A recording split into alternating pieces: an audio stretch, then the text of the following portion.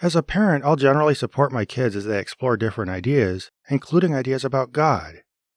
Of course, I want to make sure that what they're looking into is age-appropriate, reasonably decent, and being pursued as a matter of their personal, uncoerced choice.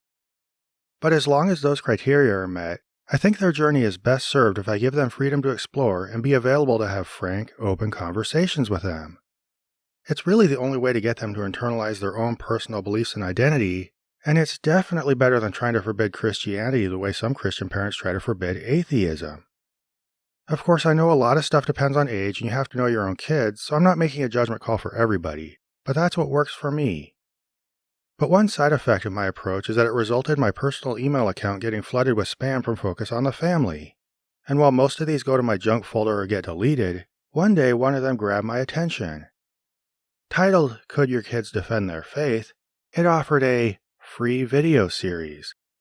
So I signed up out of sheer morbid curiosity and ended up getting a link to a webpage with an interview broken up into 4 parts.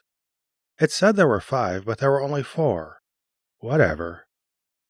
The whole thing was just a bunch of theatrics meant to make you feel like you're getting a free product when really it's just a link to a webpage where they repurpose an interview that's uploaded as a single video on YouTube anyway. In other words, and this comes from me who was a longtime listener as a Christian, classic Focus on the Family. Anyway, I think it's worthwhile to have an idea what this organization is telling its large audience about how to use apologetics on children. And it says a lot about the dynamic in evangelical households that might speak to what you experience as a child or a parent. So today I'm going to review what I found in these videos and share my thoughts. The first one is titled, The Importance of Apologetics. It opens with some painfully forced joking about how the host and guest went to rival football schools. Now, I'll push aside that I'm a USC fan. So, neat. Then after showing us how relatable they are with their good old-fashioned unscripted shenanigans, they dive in and introduce us to their guest, Natasha and her book, Talking with Your Kids About God, 30 Conversations Every Parent Must Have. They say it's written to teach parents how to talk to their kids about apologetics, and every chapter has a conversation guide. Pretty straightforward stuff. But then the host followed up with a story that might or might not be true, but tells us a lot about the quality of ideas and dynamic we're looking at. Yeah, that's good. In fact, I talked to Trent this morning, and I said, hey, here's a question in the preparation of the program I want to ask you. And he, what is it? And I said, well, God, good and evil. If God is good, why does he allow evil to exist? And he said, well, that's easy. So you could choose who to follow.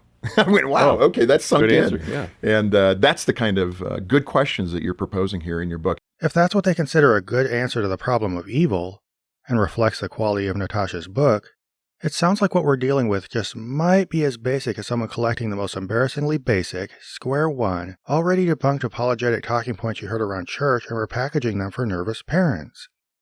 And I mean, I'll begrudgingly admit that's a clever way to grab some of the apologetics market share. But So We Can Choose God doesn't even begin to address or have anything to do with any meaningful version of the problem of evil. Because God could give people freedom to accept or reject him while still intervening to stop atrocities, right? Fighting evil and allowing free will have nothing to do with each other. And if you want to hear me talk about it more, you can watch this video I did with Apologia. Or this Explains Things to Babies video I did a really long time ago.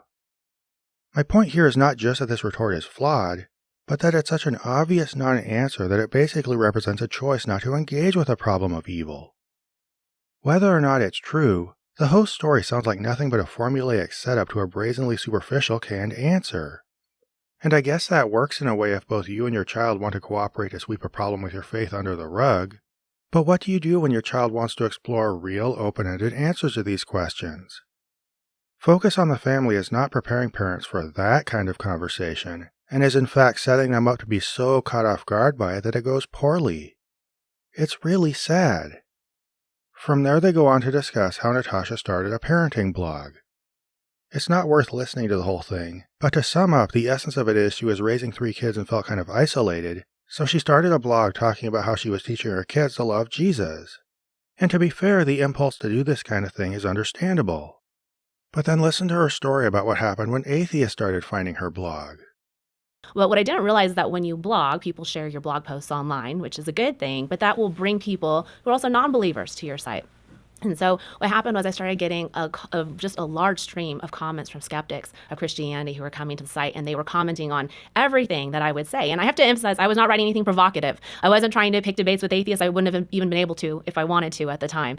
I was just writing about Christianity. Now, I don't doubt that some of the atheists Natasha encountered were trashy. Internet comment boards are a place where you'll see the worst behavior of everybody. And I'm certainly not naive enough to think this doesn't include atheists. But her version of this story still tells us something. Because while she may very well think, in all sincerity, that she was just writing nice little sentiments about her faith when atheists showed up out of nowhere to be mean, there's a huge possibility that her material was more problematic than she thought. Christianity is a pretty aggressive religion by nature. It has a lot to say about how people should live their lives and structure their families, most of it based on nothing more informed than theology and fundamentalist dictate, and its ideal vision of the world involves everybody following these rules, with many evangelicals in our country coming up with methodical strategies for making their family members and the rest of society comply. This is all so woven into the fabric of evangelicalism that advocating it just feels like normal conversation, to the extent that talking about criminalizing abortion or sending LGBTQ kids to conversion camp or pushing for prayer in schools might just be another Sunday for some of them. So when outsiders notice that some of this is extremely troubling or at the very least up for debate and respond appropriately, evangelicals can feel like they just got blindsided for no reason. Now, was Natasha talking about these kinds of things in her blog? I'm not sure. Her association with Focus on the Family gives me room to wonder, and even if her material was never as hardline as the topics I listed, there's a fair chance she was advocating things that aren't as healthy and normal as she thinks, and that other people looking in from the outside noticed and had something to say about it. But she doesn't come across as having the kind of self-awareness that would lead her to reflect on this, and I'm willing to bet that any heat she got online, no matter what she'd initially been writing or how the dialogue went, would have resulted in her telling and believing an "I was just sitting there writing my not provocative mommy blog when mean atheist showed up" story. This might sound like a petty point to devote this much time to, but this formative encounter, as it exists in her mind, is an important part of how she sees the world, what she thinks she needs to do with apologetics and why, and, most importantly, the view of outsiders she has in mind when she's advising people how to train their children. And they would leave comments like, there's no evidence for the existence of God, and science has disproved God. Yeah, that one sounds sus. I mean, I know not every atheist who makes an online comment is going to be the cream of the crop, and it's possible she ran into this somewhere, but it smells just a little too much like what Christians say atheists say. And it adds to my existing feeling that she's not as much a longtime veteran of online apologetics debate as much as a mom who got a quick glance at the nasty world of comments boards, made the well-advised decision to walk the other way, and in hindsight just kind of slapped the standard church narrative about atheists onto the whole thing. But hey, maybe I'm wrong though. Maybe she'll end up being a fount of rich insights that could only have come from a history of long, meaningful interactions with non-believers. I guess anything's possible. And there's no evidence that Jesus existed as a person in history. And the Bible's filled with errors and contradictions. The list goes on, all of these objections. And I was a lifelong Christian. I grew up in a Christian home, spent hundreds of hours in church, had never turned away from my faith. So I was a Christian through and through, but I did not know how to answer those questions. And it bothered me a lot because I realized that my kids were growing up in such a different world than the one in which I grew up. And I wasn't prepared. After this, the host adds some pointless interjection before she continues with this explanation of how she realized she needed apologetics. As soon as I started to see that I needed answers that I didn't have, I started doing research and looking for those answers, and I discovered what's called apologetics, which is how do you make a case for and defend the truth of Christianity. And once I discovered that and I learned about these rich answers that there are for the truth of our faith. I wonder what she means by rich answers, especially given the fact that she just sat there with a straight face and countenanced, "So we can choose God" as an answer to the problem of evil. I realized, oh, there's so much our kids need to know today. And so I realized this isn't a matter of whether or not I feel like I have time or whether or not I feel overwhelmed. If my kids had a serious medical problem, I would take the time to learn everything I can to help them and to do exactly what was necessary for the specific problem. That's a great statement. They had. Yeah, that is a great statement. How much more important is their spiritual lives? I hadn't thought it's about motivation. It that way. You have to feel that sense of urgency and that motivation. And I did at that time because I had been personally attacked in the same way our kids will be today. There are a couple things going on here. First is her closing statement that she'd been personally attacked. This is a weird way to characterize people questioning the claims of a religion you're advocating for. And the fact that this is how she sees this interaction, and any future interactions in which anybody breaks into her kid's bubble and suggests non-Christian ideas to them, tells us a lot about how she sees the world, and how she wants to prepare her children to interact with it. Second, I kind of like the parallel to a mother of 6 children doing her own research, but probably not for reasons Natasha would appreciate. It's because the nonsense an anti-vax mom would learn from Google University is probably similar in quality to whatever Natasha found in her urgent quest to fix the possibility of her children ever deviating from the religion she'd chosen for them. Now, this isn't to say parents shouldn't try to be informed about their children's health, because I think that's important, but you probably know the kind of doing your own research I'm talking about. In short, this first video pretty much sounds like a suspiciously formulaic backstory on par with Lee Strobel's I used to be an atheist one. Whether it's Strobel being a bitter shell of a man who was setting out to disprove God, Natasha being a sheltered mom who ran into atheist meanies and realized how important apologetics are, or whatever else, these stories are all just different flavors of the same thing. A setup for a conclusion where the person discovers the amazing gift of apologetics and put it in a book that you can now buy from them. Now that sounds cynical, but I'm not saying it's entirely deliberate. By comparison to Strobel's, Natasha's backstory sounds more plausibly like something a person can honestly come to believe about their journey in hindsight. But I don't care that much about the sincerity of either person. Whether they're flat liars or sincerely self-deluded, the fact is that the paint-by-numbers story they use as a marketing strategy ends up getting into the heads of Christians, becoming a definitive part of how they view the world and how it should be expected to respond to apologetics. The rest of part 1 is just a long conversation about how the church doesn't teach enough apologetics and that parents need to step in and take responsibility themselves. Something buying her book will help you with. So we're going to skip past that and move straight to part 2, which is about exposing your kids to other ideas. Here they shift from the basic importance of apologetics to how you help your kids process ideas from the world. Throughout this episode, you'll notice a running tension between their desire to feel all open-minded and cosmopolitan about what their kids learn, and their neurotic need to make sure this experience doesn't lead them anywhere unpredictable. When you look at the culture today, so often we as Christian parents want to insulate our kids. You know, that's the strategy. Wherever this conversation ends up going, the fact that they start off by treating this instinct as a given and then spend so much time talking about what to do with it tells us a lot. So there's so much technology coming at them and so much exposure to things that we don't want them to see. It's easy to move in that direction. But in your book, Talking with Your Kids About God, you describe a story where you were comfortable, it sounded like, exposing your kids to non-Christian themes. It's also telling that a story where you were comfortable exposing your kids to non-Christian themes is a remarkable part of this conversation. I mean, having your kids hear things from outside your religion is a hurdle you need to get over? Yikes. Fundamentalists can try to talk about being all cool and open to fresh ideas, but when they do, they leave a lot of subtext barely hiding between the lines. And in fact, I think it was Jehovah Witnesses that came to the door. And how did you handle that with your children standing there listening to the conversation? Yeah, I think that's the overall theme of the book, really, is that we should be exposing our kids to all these ideas. So these are not just 30 questions about God in general, but 30 questions that our kids really need to understand given the secular world that they're growing up in. Now, this thing about exposing your kids to a lot of ideas sounds just great, but whether or not it really is depends on your end goal. Is it to give your kids freedom to absorb other ideas and begin an open-ended process that will lead to them coming to their own understanding of the world? If so, awesome. Offering them this simple freedom communicates a lot of valuable things to them. It shows them that you have a healthy amount of humility about your personal philosophies and how you arrived at them. It teaches them that people from varying backgrounds, while not all correct, have valuable bits of wisdom your child can incorporate into their understanding of the world. And it makes the child feel they have actual freedom to explore and figure themselves out. But on the other hand, if your goal is just to let them peek out of their sheltered environment long enough to see firsthand how wrong other people are to reinforce how right you always were, you're communicating a lot of other things to them. As we go on, watch for clues about which goal Natasha and her hosts have in mind. Because trust me, most kids in Christian households can sniff out this motivation, and I bet we'll be able to as well. Also, it's eerie that they consider living in a secular world as a challenge that must be overcome. Like, what kind of world would you feel more at peace with? An entirely Christian one? And how would you get one of those?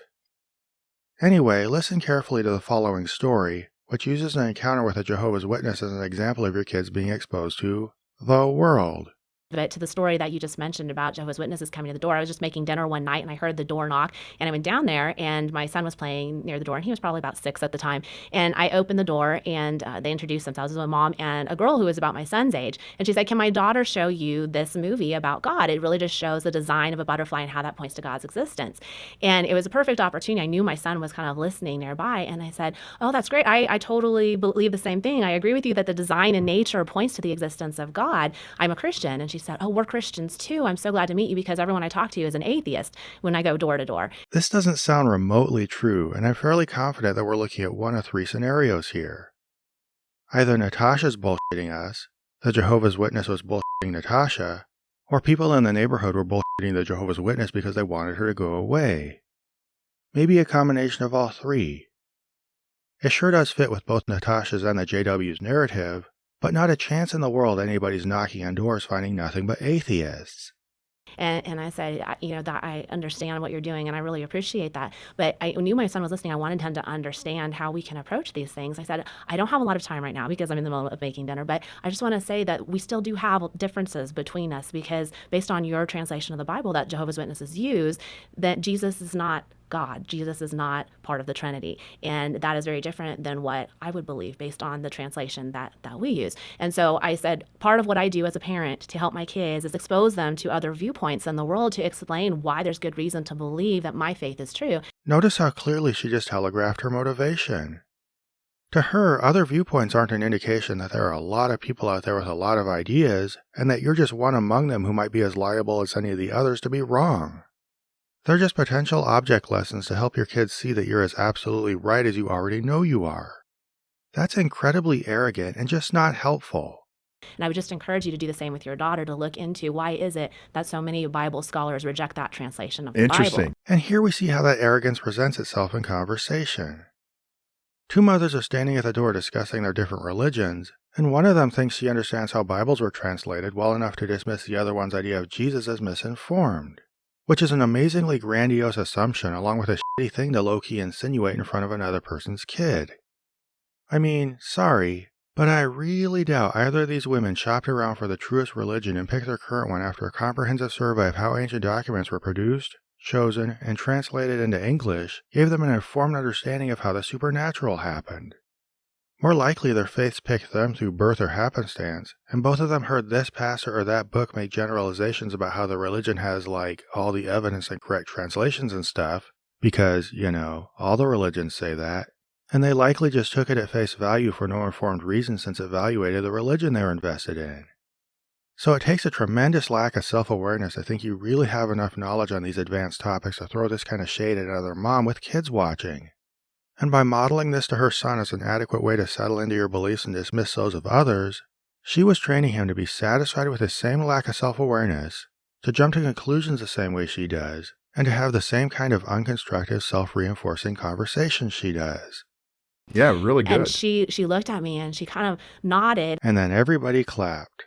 And I learned later that Jehovah's Witnesses are not allowed to accept any kind of outside literature or look into those opposing viewpoints. So even presenting that is something that was challenging to her. Or the same passive-aggressive, she's seen 1,000 times in something her own brand of brainwashing has trained her to anticipate. But when I closed the door, my son looked at me, and even at that age, he said, okay, so the reason that they believe differently is because they have a different translation of the Bible. He picks that up. Yeah, That's and I was really interested in that. I'm not at all surprised that a 6-year-old would be able to pick this up and repeat it back to his mom.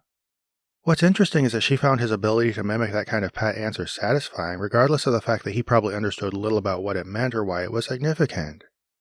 Now don't get me wrong, I love that kids have perceptive little ears and start putting the pieces together like he did. But I would see this as one of my son's first steps into a lifelong process of learning about texts, translations, and how people form beliefs in the process of him becoming a more literate person. Natasha's goal seemed to be to ensure that her child, 1, understand what made his family's belief different from those of other people, and 2, had a quick, easy explanation for why their family was right. And she wanted him to decide on conclusive answers he was nowhere near understanding at way too young an age. See, this is where the point isn't just to expose your child to other ideas. It's what you want them to take from the exposure. Because I said, yeah, that's exactly right. There are all kinds of reasons why people believe differently. In some cases, people believe there is no God who has revealed anything. That would be an atheist. In other cases, that people believe there is a God, and we have that in common, but that doesn't mean we believe the same thing. Yeah. And there are those crucial differences. These are legitimately good things to explain to your kids. But again, the key moment is when you decide whether to paint a realistic picture of how people arrive at these conclusions while including yourself in the tally of those who might be mistaken, or to instead run the whole lesson off the rails by rushing straight to the conclusion that the world's just full of people who are wrong because they haven't reached every conclusion you have. And notice how clear Natasha was about pointing out that other people includes not only non-believers but those who believe different things about God. Handled well, this can introduce your child to a lot of the nuance behind what people believe. But employed incompetently or manipulatively, it can be used to shrink the island of right people that your family lives on, and make sure your child knows that there are a lot of Christians to be on guard against too. And just to be clear, I do make sure to communicate to my kids that I can be wrong as an atheist. When they want to discuss it, I'm happy to point out why I think I have good reasons for what I do and don't believe. But part of that conversation includes pointing out the limits of what I can reasonably know, and make sure they understand that I'm only human and can be as susceptible to error as anybody else. Hell, I even want them to be open to at least the possibility that Christians are right about God, and weigh the reasons one way or the other. In the end, my goal is for them to think through what I tell them, give it time to marinate, and as they mature incorporate some parts of it into their understanding of reality and let other parts fall away. Now this doesn't mean I undersell the value of what I teach them. I think most of the principles I give them are fairly sound, but in the end the best thing I can do is send them into adulthood standing on the foundation of my best ideas while not being weighed down by my errors. How else do you let your kid reach their potential? To whatever extent you successfully make them feel invested in or obligated to agree with what you believe just because you're their parent and it's what you believe, you limit their potential to at best being a carbon copy of you. I don't want my kids to be a carbon copy of me. I wish Christians like Natasha wanted more than that for their kids too. Now after this, they really nail down the specifics of the tremendous pressure they put on kids under the guise of giving them freedom to explore. So we can help our kids a lot by And Natasha, it does get back to this idea of fear. And we've got to, with that opening scripture I mentioned in 2 Timothy, is the Lord hasn't given us a spirit of fear. So it's almost like an inoculation process. You want your children to be exposed to things so they can manage them and understand them and process them and explain them in a scriptural and truthful way. The way he pairs scriptural and truthful here sums up a lot. And I think that's great. Do some parents struggle with that? Yeah, absolutely. In fact, I wrote a blog post once and it was called, Don't Be Afraid to Be the Cause of Your Kids' Questions or Doubts. And I think that's so important. I told my kids when they were probably 5, I said, I don't want you to ever grow up and think that you're a Christian because mommy and daddy were Christians. Don't believe in Jesus because I do. And I said, I want you to understand that I'm so convicted of the truth of Christianity because God has given us so much evidence that this is what's true, that my job is to help you learn how to pursue that truth yourself. Right. And so as you get older, we'll be talking about that and we will discuss it and I will show you how to do it. But I think that is so important for kids to understand because then when they do have questions, they do have doubts, then they come to you and they know it's okay. It's okay. When mommy and It's daddy a safe place. Yeah, they're so convinced of the truth of Christianity that they don't fear. It's like what you're saying. There's no fear in this house because if Christianity is true, there is nothing to fear. Now this is insidious. Sure, it sounds like a simple assurance to parents that Christianity is so obviously true that you have nothing to worry about, but when you communicate this to your kids, you're not assuring them they're free to ask questions as much as making a veiled threat about where they stand if they come up with the wrong answers. Seriously, consider what's hanging over a child's head ready to come crashing down if they actually leave the faith. By using a Jehovah's Witness as an example of all the obviously wrong people who don't believe what we do, she's shown her son that if he stops believing, he'll just become one more of those obviously wrong people. By telling him it's okay to doubt because Christianity is obviously true, she's made it clear that certainty in a specific answer is the only reason she's okay with his questions. Which means, he'd probably better land on that answer. By saying, I don't want you to believe what I believe because I do, she's communicating that he still needs to believe what she does, but now there's added pressure to do it for his own internalized reasons. Basically, you need to please me, but I'm taking away the clarity that comes from presenting it as a direct instruction. When she says, I'm not worried because God's given us so much evidence, she's telling him that if he disbelieves, he's refusing to accept God's gift of evidence. When she says, it's my job to help you learn how to pursue truth, but then gives him one answer that will result from that pursuit, then like, no pressure, but if you don't stay a Christian, then I feel like I failed you as a parent. It's all gross and horribly cruel. And note that she started putting this in her children's heads at 5 years old. I can't say enough about how sick and dysfunctional this is. The long and the short of it is, she conveys that she has an extremely rigid set of expectations for what she wants her kids to believe, but she communicates it in murky, potentially confusing terms so she can feel more like an open-minded parent. But I'm pretty sure one thing is being communicated loud and clear. When she tells them, "There's no fear in this house because if Christianity is true, then there's nothing to fear," somewhere deep in the recesses of their poor developing little minds, they hear, "As long as you still believe Christianity is true, then there's nothing to fear from me." Anyway, that was part 1 and 2 of the series.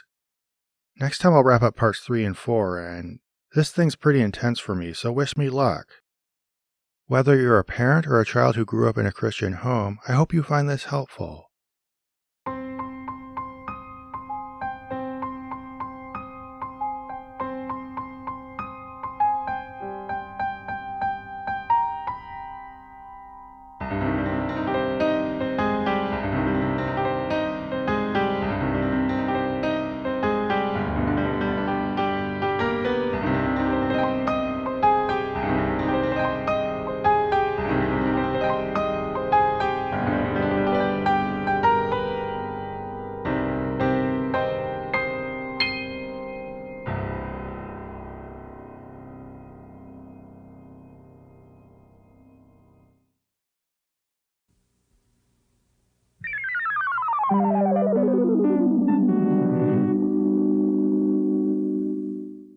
This program was made possible by a grant from John Adams, Bob Generic, Maggie Danger, S.R. Foxley, Daniel Bostedt, Magnus Holmgren, and Q, and by the generous support of viewers like you. If you'd like to join them in pledging to this channel, please find a link to the Prophet of Zod Patreon below.